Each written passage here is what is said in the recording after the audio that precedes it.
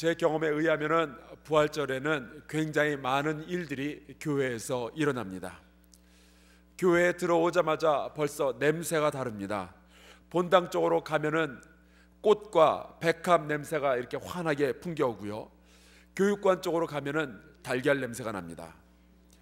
예배 시간에는 부활을 상징하는 흰색 옷을 갖추어 입은 우리 성도들과 함께 목청껏 소리 높여서 하나님의 능력을 찬양하고 예수 그리스도의 부활을 축하합니다.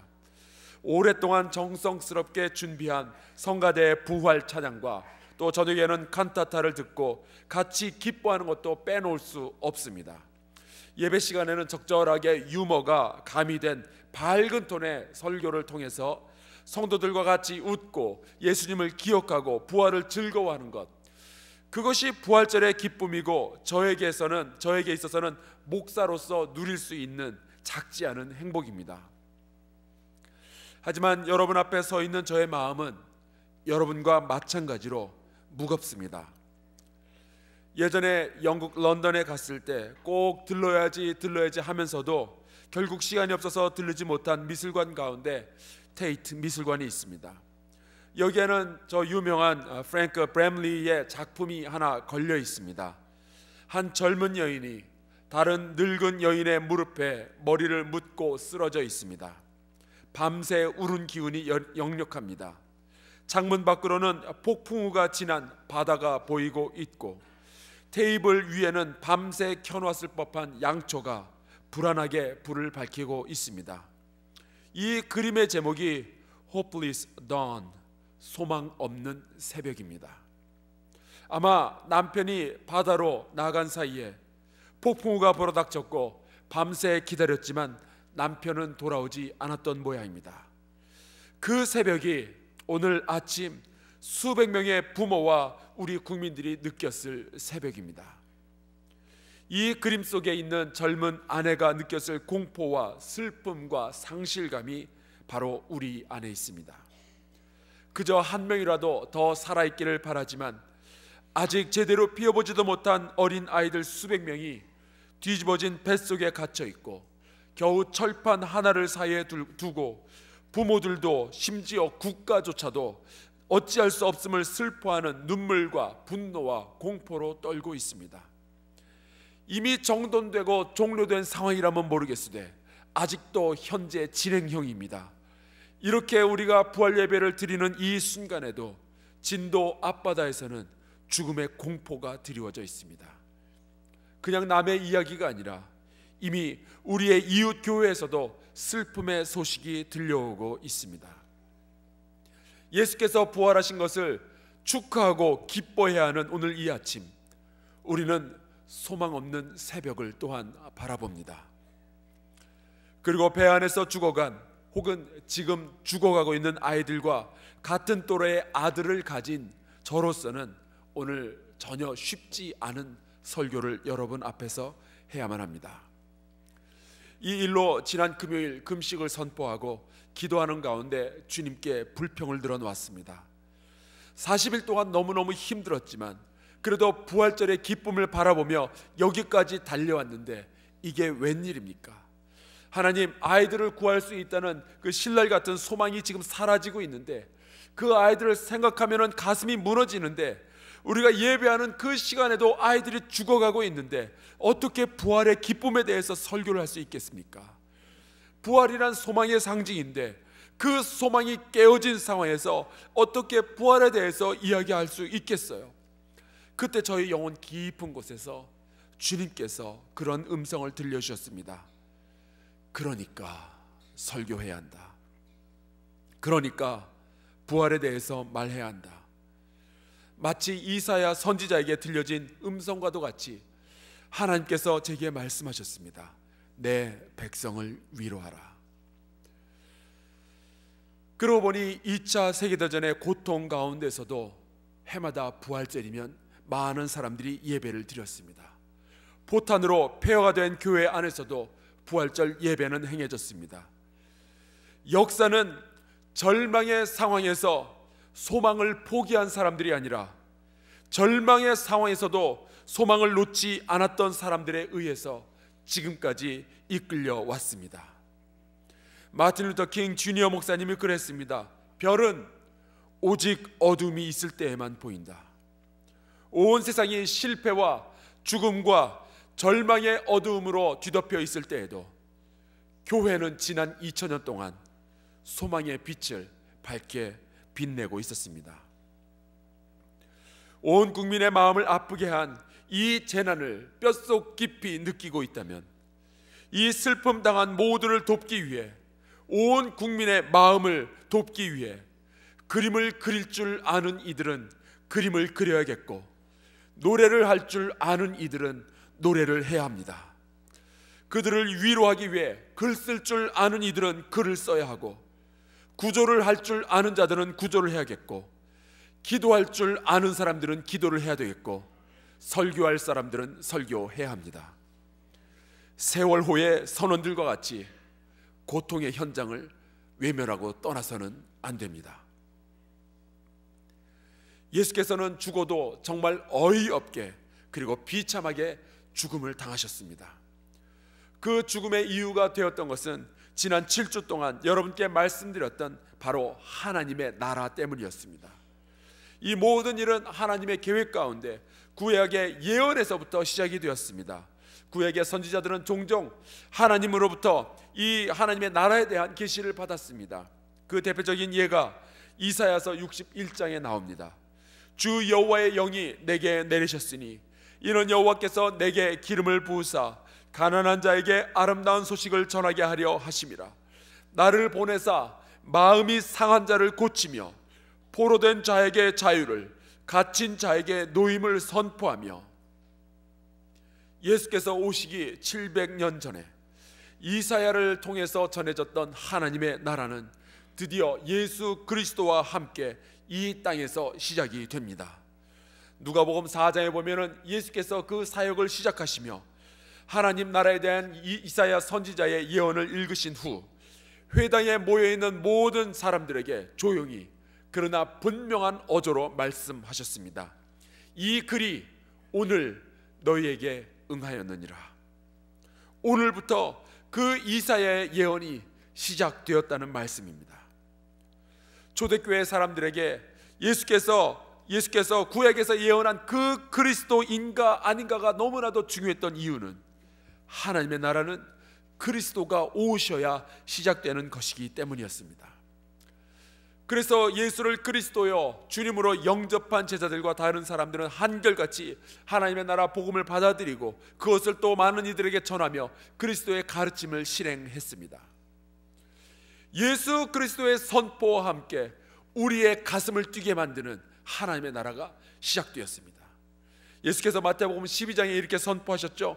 내가 하나님의 성령을 힘입어 귀신을 쫓아내는 것이면 하나님의 나라가 이미 너희에게 임하였느니라. 과연 예수께서는 그리하셨습니다. 예수님과 함께 있었던 사람들은 그 사실을 부정할 수 없었어요. 너무나도 분명하게 하나님의 나라가 이 땅 가운데 뛰어 들어왔습니다. 그리고 예수께서 가시는 곳곳마다 이사야 선지자가 예언하였던 하나님 나라의 일이 일어났습니다. 가난한 자에게 아름다운 소식을 전하시고 갇힌 자에게 자유를 주시고 병든 자를 고치셨습니다. 눈먼 자에게 빛을 선사하셨습니다. 하지만 예수께서 시작하셨던 이 하나님의 나라는 보수적인 유대인들이 보기에는 너무 급했습니다. 안식일이 사람을 위한 것이라는 메시지도, 이방 여인에게 믿음이 좋다고 칭찬하신 것도, 로마의 백부장에게 네 믿음이 크다라고 칭찬한 것도, 세리와 병자와 죄인과 가난한 이들에게 너희들도 하나님의 자녀라고 말한 것도 보수적인 유대인들은 받아들일 수 없었습니다. 우리가 어떻게 해서 일구어 놓은 사회 시스템인데, 어떻게 해서 구축해 놓은 이 특권층인데, 그걸 예수께서 하나님의 나라라는 이름으로 무너뜨리려 하나 말이죠. 높은 자는 낮아지고 낮은 자는 높아진다고요? 그거는 있을 수 없는 일이었습니다. 그래서 그들은 진리 대신 권리를 선택합니다. 예수님을 십자가에 못 박아 죽임으로 예수와 함께 그 하나님 나라의 모든 모습을 감추길 원했습니다. 예수님의 체포와 사형 집행은 너무나도 빠르게 진행됩니다. 로마의 법대로라면 변호인도 있어야 하고 증인도 있어야 하는데 그들의 법마저 무시해가면서 죄 없는 분을 사형시켜버리고 말았습니다. 그리고 그렇게 예수가 전하였던 하나님 나라의 복음은 끝이 나고 만 것처럼 보였습니다. 제자들은 그래서 다 도망가 버렸고 더 이상은 하나님의 나라 운운하는 사람들이 다 사라져 버렸습니다.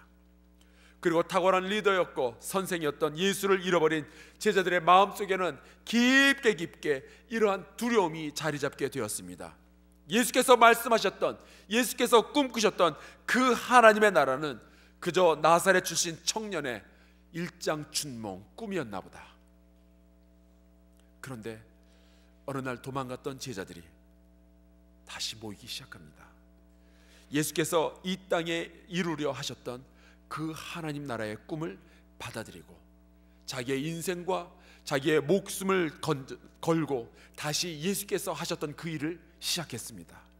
먼저는 베드로와 사도들이, 그리고는 7 집사가, 나중에는 기독교를 핍박하였던 사도 바울이, 그리고 초대교회의 온 성도들이 예수께서 진행하셨던 그 일을 다시 자기네들이 받아서 진행하기 시작합니다. 도망갔던 제자들이 무슨 계기로 다시 모였으며 초대교회에 흩어졌던 모든 이들이 왜 다시 모여서 예수 그리스도의 일을 다시 시작하게 되었을까요? 이유는 단 하나밖에 없습니다. 죽은 줄 알았던 예수께서 부활하신 겁니다. 그분은 구약 성경에 기록되었던 메시아가 맞는 겁니다. 그러지 않고서야 예수께서 잡히자마자 도망쳐버렸던 그 모든 겁쟁이들이 다시 모여서 복음을 위해서 목숨을 걸 리가 없습니다. 그분이 부활하셨다는 것은 그분이 하나님의 아들이 맞다는 것입니다. 그리고 그분이 하나님의 나라를 시작한 것이 맞는 겁니다. 그렇다면 제자들이 해야 할 일은 분명해져요.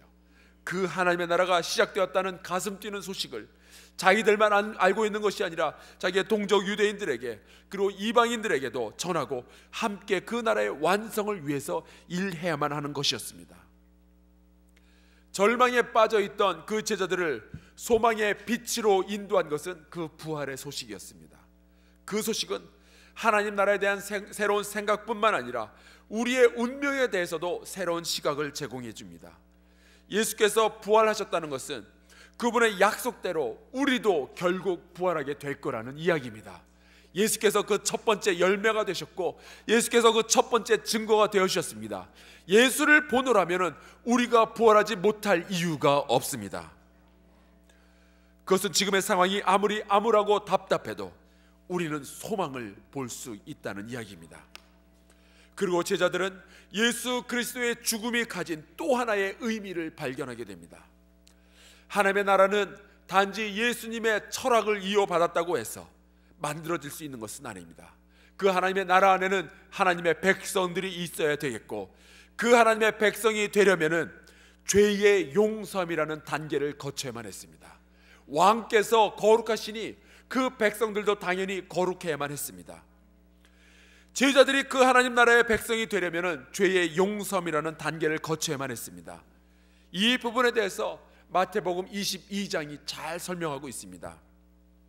천국은 마치 자기 아들을 위하여 혼인잔치를 베푼 어떤 임금과 같으니, 그런데 이 초청을 받은 많은 사람들이 오지를 않는 겁니다. 바쁘다는 핑계로, 다른 할 일이 있다는 핑계로 오질 않았습니다. 그들은 바로 유대인들이죠. 그래서 이 이야기에 나오는 임금은 길로 나아가서 모든 사람들을 닥치는 대로 초대를 하도록 합니다. 그래서 그들은 유대인이 아닌, 즉 이방인들을 의미하는데 로마 사람들, 아프리카 사람들 전부, 아시아 사람들, 심지어 대한민국에 있는 오늘날 우리를 뜻하는 말이기도 합니다. 모든 사람을 전부 다 초청했습니다. 그런데 많은 이들이 잔치자리에 모이긴 했지만 거기서 사건이 하나 터집니다. 어느 한 사람이 예복을 입지 않고 있었습니다. 그리고 임금은 그 사람에게 노하며 그 사람을 쫓아내죠. 이 이야기가 말하는 것은 우리 모두는 하나님 나라의 백성으로서 초대는 받았지만 우리 모두가 자격이 있다는 의미는 아닙니다. 우리가 하나님 나라의 백성이 되기 위해서는 우리는 죄의 용서함이라는 과정을 먼저 거쳐야 합니다. 그렇다면 어떻게 해야 우리의 죄의 용서를 받을 수 있나요? 우리는 죄값을 치러야만 합니다. 우리가 지은 죄에 상응하는 벌을 받아야만 우리는 용서를 받을 수 있습니다. 하지만 하나님의 마음을 아프게 했던 그 죄의 용서를 단지 사람이 죽음으로써만 그것을 해결할 수 있을까요? 나를 아는 누군가가, 혹은 나를 아는 누군가가 나를 살리고 대신 죽어야 되는데 과연 누가 그 일을 할 수 있으며, 그렇다고 한들 내가 하나님께 범한 그 죄를 씻어낼 능력이 어디 있겠어요? 그 능력을 가지신 분은 오직 하나님밖에 없었습니다. 오직 하나님이 나를 대신하여 죽으실 때에만 우리에게는 죄의 용서함이 찾아오는 것이었습니다.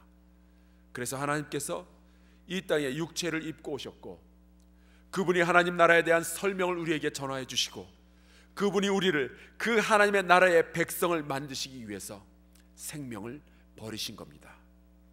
선한 목자는 자기 양을 위하여 목숨을 버리노라. 요즘 세월호의 선장을 향한 비난의 화살이 폭주하고 있습니다. 하지만 그 역시도 죽음이라는 거대한 절벽 앞에서는 작은 생명일 뿐입니다. 두려웠겠죠. 69년 동안 살았겠지만 그 남자도 죽음 앞에서는 한없이 작아졌을 겁니다. 지금 신문과 방송에서는 기회를 만난 듯 앞다투어 그 선장이 무엇을 잘못했는지 밝혀내고 온 국민의 분노를 부추기는데 열을 올리고 있습니다. 하지만 죽음 앞에 서면 그렇게 약해지는 것이 우리 인간입니다. 신문에서, TV에서, 인터넷에서, 그리고 335 사람들이 모일 때마다 자기네들은 절대로 그러지 않을 것처럼 그 선장을 비난하는데 열을 올리지만, 우리도 같은 상황에 놓여지면 어떻게 행동할지 모르는 사람들입니다. 다만 저는 그 선장과 예수님을 자꾸만 비교하게 됩니다. 한 사람은 모든 이들을 버리고 자기 혼자 살아났고, 또 한 사람은 모든 사람을 살리기 위해 자기 혼자 죽었습니다. 우리가 오늘 함께 읽은 이 말씀 베드로서는 예수님의 수제자 베드로가 쓴 편지 글입니다. 그가 편지를 쓸 때는 수많은 기독교인들이 핍박을 받을 때입니다. 황제가 아닌 예수 그리스도만이 자기의 참된 주인이라고 고백한다라는 이유로 기독교인들은 재산을 몰수당하고, 자기의 가족들은 노예로 팔려나가고, 심지어 감옥에 갇히거나 재판을 당하고 고문을 당하고 심지어 사형까지 당했습니다. 퍼블리우스 코르넬리우스 테시투스라는 로마의 원로원 회원이자 역사학자가 있습니다. 이 사람은 1세기에 살았던 사람이고 로마 사람이었고 비기독교인이었습니다. 그런데 이 사람이 자기의 책 아너스라는 그 책에 기독교에 대해서 좀 써놨는데, 이 사람이 유명한 이유는 이 자기의 책에서 예수라는 유대인 청년이 본디오 빌라도에 의해서 십자가에서 처형당했다라는 기록을 성경이 아니라 이 비기독교인의 책에 남겨놓았기 때문입니다. 특별히 이 사람은 네로 황제에 의한 기독교인 핍박에 대한 역사를 쓰고 있습니다. 유명한 이야기죠. 로마에 큰 불이 나고 그 불은 네로 황제가 미쳐서 그 사람이 불을 질렀다라는 소문이 떠돌기 시작합니다. 그래서 네로 황제는 이 비난의 화살을 자기에게 오는 것을 기독교인들에게 돌립니다. 어차피 로마 사람들은 기독교인들을 별로 좋아하지 않았으니 화살을 돌리는 것은 너무나도 쉬웠습니다. 그래서 기독교인들을 핍박하기 시작하는데 그들을 핍박한 방법이 너무나도 잔인합니다. 이 테시투스라는 역사학자는 이렇게 기록했습니다. 이 로마 사람들은 스포츠의 일종으로 이 기독교인들은 스포츠의 일종으로 죽음을 당했다. 짐승의 가죽을 뒤집어 쓴 채로 사냥개에게 물려 죽기도 했고 십자가에 못 박히기도 했으며 밤에 횃불 대신으로 쓰기 위해 기독교인들에게 불을 붙이기도 했고, 네로는 이러한 장면을 연출하기 위해 자기의 정원을 제공하기도 했다. 그 시대에 베드로가 살았고 그 시대에 기독교인들이 있었습니다. 믿음을 가진다는 것은 이 세상에서 더 이상 살 소망을 잃는다는 것과 마찬가지였습니다. 베드로전서 3장 14절은 이런 말씀이 있습니다. 그러나 의의를 위하여 고난을 받으면 복 있는 자니 그들이 두려워하는 것을 두려워하지 말며 근심하지 말고 너희 마음에 그리스도를 주로 삼아 거룩하게 하고 너희 속에 있는 소망에 관한 이유를 묻는 자에게 대답할 것을 항상 준비하되 온유와 두려움으로 하고. 여기에서 나오는 고난이라는 말은 직장 상사에게 싫은 소리를 듣는다든지 시어머니에게 야단맞는다든지 아니면 안 믿는 남편에게 싫은 소리 듣는 그러한 것을 의미하는 것이 아니라 진짜로 네로의 군인들에게 붙잡혀서 고문을 당하고 죽어가는 그러한 기독교인들의 상황을 의미하고 있는 겁니다. 베드로전서 4장 12절을 볼까요? 사랑하는 자들아 너희를 연단하려고 오는 불시험을 이상한 일 당한 것 같이 이상히 여기지 말고. 여기에 나오는 불시험이라는 것은 꿈에서 지옥을 받다든지 하는 것이 아니라 실제로 붙잡혀서 불에 타 죽을 수 있는 상황을 의미합니다. 너희 속에 있는 소망에 관한 이유를 묻는 자에게 대답할 것을 항상 준비하라고 했죠. 누가 그 소망에 관한 이유를 묻습니까? 길에 다니던 사람이 아닙니다. 바로 기독교인들을 고문하는 자들이 그것을 물어보았습니다. 너희는 왜 지금까지도 이러한 소망을 가지고 있느냐? 그들에게 온유함으로 대답할 것을 준비하고 죽을 준비를 하고 있으라는 것이 이 베드로의 이야기입니다. 베드로가 이 편지를 썼을 때에는 이처럼 모든 기독교인들에게서 고통과 죽음의 냄새가 나던 시기였습니다. 이 세상에서는 소망이 사라진 것 같은 상황입니다. 그런데 그 사람들에게, 절망의 상황에 빠져있는 모든 기독교인들에게 베드로는 부활에 관한 이야기를 하기 시작합니다. 하나님께서 예수 그리스도를 죽은 자 가운데서 부활하게 하셨으니 그 하나님께서 우리를 또한 부활하게 하실 것이란 말이에요. 그리고 베드로는 이 부활의 소식을 산 소망이라고 부릅니다. 이 세상의 재물과 명예와 육신은 어차피 썩어서 없어질 것입니다. 그것을 바라보는 것은 잘못된 소망, 죽은 소망입니다. 세월호의 선장은 69세의 목숨을 건졌지만 결국 몇 년 있으면 어차피 다시 죽음의 자리로 들어가게 될 것입니다.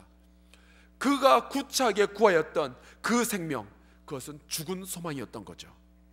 하지만 그리스도를 믿으며 부활의 소망을 가진 자들은 하늘에 간직된 썩지 않고 더럽지 않고 쇠하지 아니하는 유업을 얻게 될 것입니다. 이러한 부활의 소망과 믿음을 가진 사람들도 현재에 다가오는 여러 가지 시험들 때문에 근심할 수 있습니다. 베드로도 이 상황을 인정하고 있습니다. 현실은 현실이죠. 예수를 믿지만 사업이 망할 수도 있고, 예수를 믿지만 건강을 잃을 수도 있고, 이번 세월호 사건에 연루된 학생들 가운데 안산에 있는 감리교회들에 다니던 학생들이 20명이나 있습니다. 세상 가운데서 살아가며 우리는 어두움과 고통과 슬픔을 경험하게 되고 그것 때문에 우리는 근심하게 됩니다. 인간으로서 이 세상에 살아가는 이상 이것은 피할 수 없는 일들입니다.